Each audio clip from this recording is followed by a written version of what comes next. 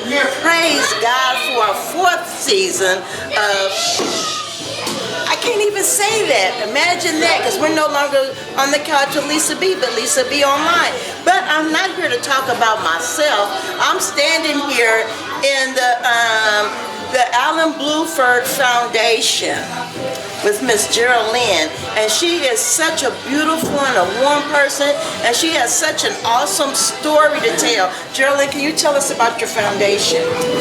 Yes, thank you, Lisa, for having us.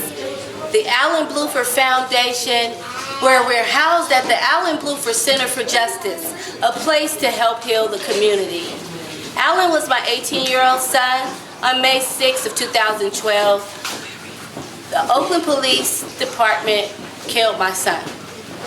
Since then, along with the community, family, and loved ones, we have formed a Justice for Brown-Blueford Foundation. We're here today because on December 20th is Alan's birthday.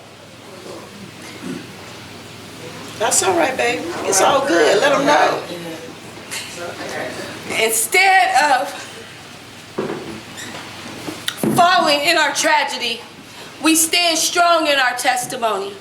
So here with the community, family, loved ones, supporters, we've come together to give back to those who have lost their loved ones. Today is December 18th. 3 years ago, we were at Laney College, where we celebrated Alan's birthday. Our keynote speaker was Angela Davis. The community, union members, family members, people from all over came to fight and speak out against this unjust that we all suffer. Yes. You know, Lisa, when it first happened, I felt as though people didn't understand, and they were ostracizing me and saying, why did that happen? But I know I have to stand and take a stand. Alan can't speak anymore. I always carry him in my heart, but I speak for Alan. I am Brown-Blueford. Absolutely. And the world will hear of his story. Yes. And I am a strong believer in God. Amen. We did sue the city of Oakland. We did take a settlement. But my faith tells me that there will be justice for Alan. You see, there's no statute on murder. Right. And a lot of people think that it's said and done. But it is not said and done. And as God is my witness, I will fight until there is justice for Alan. And I truly believe that the God I serve will give me justice for Alan. Well, you know what? You already have the justice. It's just in the making. And you know, today we're having this celebration of life for Alan. So what I want you to do is tell us a little bit about Alan. Alan the person. Well, Alan was I know he was a beautiful person because you're a beautiful person. Thank you. Yeah, you can see how cute he is right here on my shirt. But Alan was a fun, loving, strong young man. Alan brought people together all the time. He was the friend that everybody wanted to have. He was the favorite from everybody. He got whatever he wanted from his dad, his sister, his brother. Everybody just was drawn to Alan. Alan would say cute things like, you know, I talked to my friends and I would say, get out of the room. And he wouldn't get out the room. He'd say, no, I want to listen. Or he'd say, Mom, I just want to hang out with you. And he is hanging out with us in our heart. Alan has made all kinds of accomplishments in his life. He was a 3.0 grade point average student. He won championships for teams that he played on. Wow. Alan was just an all-around great guy. And when he was 7 years old, his dad asked him, Alan, what do you want to be when you grow up? And he said, I don't know, Dad. But whatever it is, it will be big. Amen. And it's big. And it's big, absolutely. You know, there's a lot of people who have lost their children at the hands of violence, but it's even worse when you lose it at the ones that you pay their salaries. Absolutely. You understand what I'm saying? Because you look to them for protection, you look to them for guidance, you look for them to be an asset to the community and not for them to come in and destroy your life. Absolutely. We pay them to protect and serve. But unfortunately, in today's society, they shoot to kill. This is not something that just happens out of the blue sky. This is something that happens every day in every city of the United States. And we as a community, as a family, as a people, have got to unite and say no more. That's why here at the Brown-Blueford Center for Justice, my co-director, her name is Molly Costello. She was an RN for many years, but when this happened to Alan, she stepped out of her job in her community and stood up for Alan. And she and I went to Washington, D.C. We met with Obama's assistant. We met with the Department of Justice. Yes. And they told us it was only so much that they could do. But we are strong women of faith. And we decided that it's not going to stop there. What we have to do is change the law. Let me ask you something right there, because you're talking about changing laws, and what we're talking about is changing laws that were never instilled to protect black people or African American people or people of color. So tell me what obstacles you faced in trying to get justice for your son through the legal system, and what were the steps that you had to take so that other parents that are out there who are in the same predicament can have a clue of what they're facing. Because I've come across quite a few people. Actually, I had an employee one time of mine who was gunned down by OPD, and it was devastating to me to find out, but I can't even imagine how I would feel if it was my child.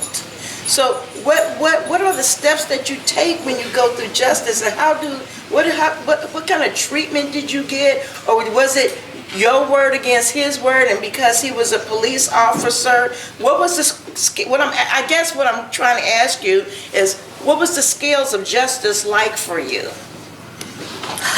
Well, first of all, I have to tell you that when you lose a child, the pain is unbearable. It's a very difficult thing that I wouldn't wish upon anyone.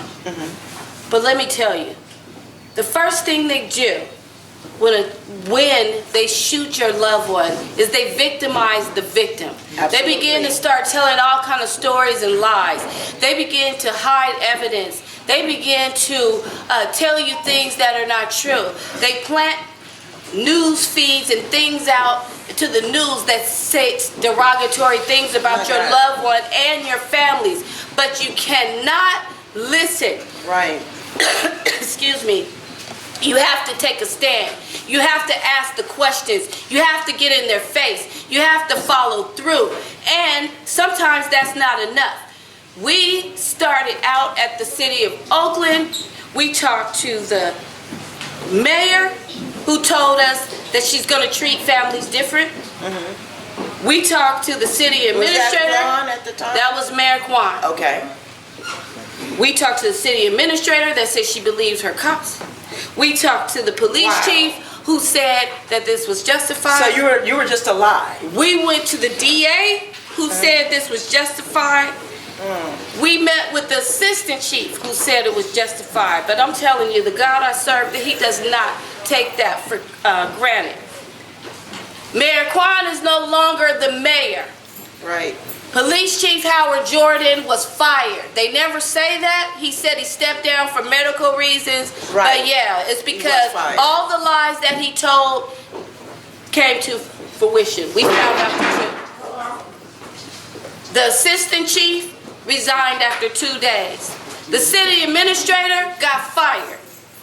So all the people that had things to do with Alan's case are no longer in office. But God said he make your enemies your footstool now. And I stepped right all over them. That's right. That's why I went from the city to the White House. You have to get your own answers. You have to hire an attorney. You have to, even if you have to march, even if you have to do speak outs, even if you have to, whatever it takes, do not listen to what they say, because they will lie, they will cheat, they will do whatever they can to make themselves look good, and they will throw you under the bus and victimize the victim, as I said before. But as we know today, Alan's legacy will live on. This is a part of the legacy today. Alan was a giving young man. He worked at Skyline High School. He helped the disabled. He served them.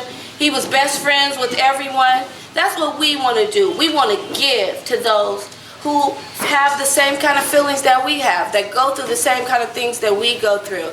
And, you know. Okay, you know what? Okay, now we're going to wrap up and talk about your healing, because I remember earlier when I talked to you, you talked about being very angry for so long, and you talked about now releasing the anger. And then I just want to ask you, after we talk about that, how can people get in touch with you to donate to your foundation? Because Lisa B Online has 44,000 monthly followers. Wow.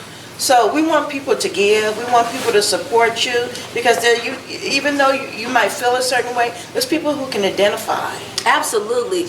I have had the opportunity to travel all over to different states, speaking about Alan's story and speaking about our fight.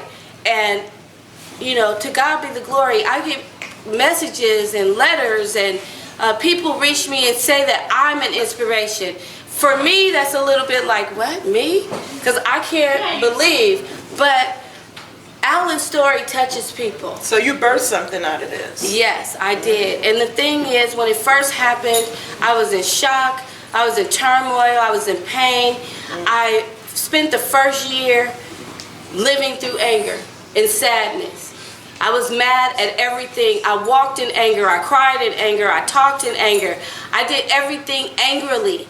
And this is the 4th birthday without Alan, and I'm tired of being sad. Okay. I just want to celebrate the life of my son. Right. And I don't want to walk around with this upsetness. So now I'm here fighting for justice, and this is a part of my healing. Okay, so how can people donate to you? How can people give to you, and what do you need? Just going to tell people what you need. Well, you can reach me at the Brown-Blueford Center for Justice at 2434 Telegraph Avenue in the city of Oakland, California. We are also on Facebook at the Brown-Blueford Center for Justice. We also have a Facebook page for the Brown-Blueford Foundation, which is housed at the center. This center is here, donated, and set here for a place to help heal the community. We have several different outreaches, so we have people come in all the time, and we do what we can to give back and to help them. I'm also on IG at BabyQT, and that's BAYEBEEQT. And also, again, my name is Jeralynn Brown-Blueford. Our telephone number here is 209-740-9844. Also, I have a wonderful co-director, a family of supporters, and Can you bring just your the community. co-director in? Yes, please. I don't know where she is. She's hiding out. She always likes to stay in the back and push me out to top. But this is a fighter, and she's been fighting for justice all for 3 years with me.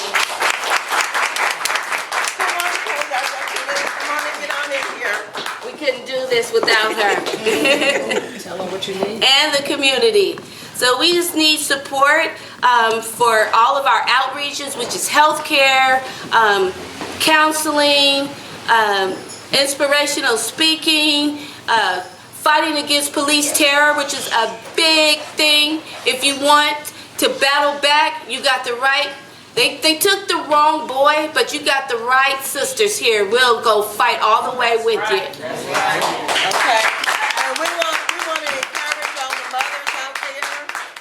We want to encourage all the mothers out there, or the fathers, grandmothers, aunties, uncles, friends, whoever you are. If you have lost someone to violence, please come reach out to Jeralynn. Come help unite yourself with her in this cause. God bless you. And as always, we're going to leave you with this. A soul saved beautifies a community. Hashtag me, Lisa B Online. We love you, and it's a wrap. Blessed 2016 to you. May God use you.